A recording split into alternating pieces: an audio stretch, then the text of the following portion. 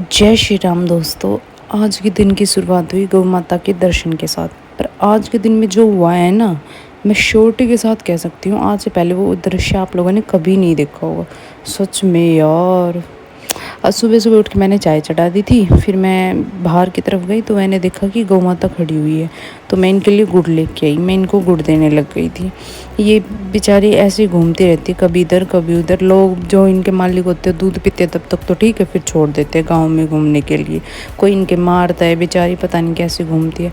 फिर मैंने इनको थोड़ा गली से उधर की तरफ कर दिया था, क्योंकि बच्चे हैं, बच्चों को मार देती है गाय।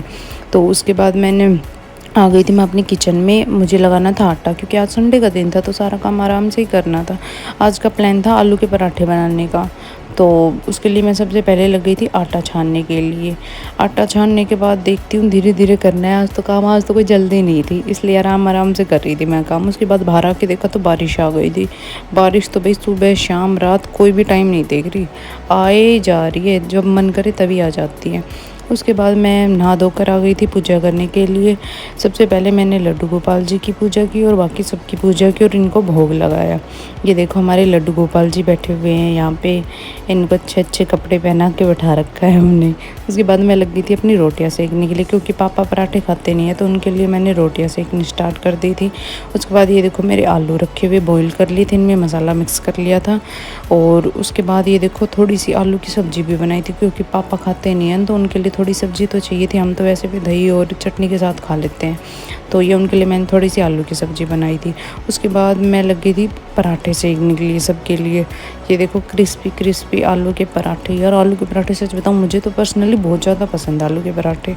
मैं तो 10 दिन 15 दिन में बना ही लेती हूँ। और ये देखो वो दृश्य जो लोग आप लोगों ने आज से पहले कभी नहीं देखा हो। देखो भाई देखो, कुत्ते सोफे पर बैठे हैं, भाई हद हो गई। उसके बाद दोपहर में लाइट आ नहीं रही थी तो हम अपने बाहर लेटे हुए थे सारे जने। ये हमारे बच्चे देखो खेल रही है, ये देखो लूडो खेल के यहाँ पे लेटे हुए सारे। उसके बाद ये देखो डुग्गू महाराज की मस्ती शाम को।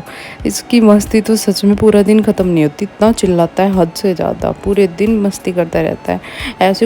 ऐसे करवट खुद ही ले लेता है और खुद ही उल्टा हो जाता है। और फिर थोड़ी देर खेलेगा फिर रोने लग जाएगा कि मुझे सीधा करो मुझे सीधा करो।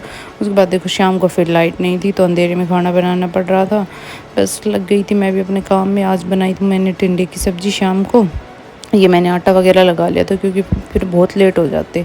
पता नहीं लाइट तो रात को भी आती या नहीं, तो शाम का जो मौसम था उसी की रोशनी में मैंने तो लग गई थी अपना खाना बनाने। बाकी मैंने टॉर्च जला ली थी। उसके बाद लाइट आ गई थी तो मैंने अपना दूध गर्म होने रख दिया था। ये मेरी सब्ज़ी बन रही थी। उसके बाद मुझे दिखे 2 मेंढक। देखो दूसरा तो आप लोगों को कहीं दिख रहा है नहीं दिख रहा ना, एकदम से आएगा सब। भाई सच्ची ये तो मेरी जान निकाल के छोड़ेंगे, मुझे बहुत डर लगता है। उसके बाद मैं आ गई थी अपनी तुलसी मैया के पास। मुझे उनके पास पूजा करनी थी तो मैं लगी तुलसी मैया की पूजा करने के लिए कि मैं उनकी पूजा करती। और ये देखो ये जो पहले वाला पौधा है ना, इसके पत्ते जल गए। वो मैंने है ना दिया फर्स्ट दिन वहीं पे रख दिया था तो वो पत्ते बेचारे जल गए। तो उस दिन के बाद मैं इनको थोड़ा टर्न करके रखने लग गई दिए को। और ये देखो ये मिठाई यहाँ से पहले आप लोगों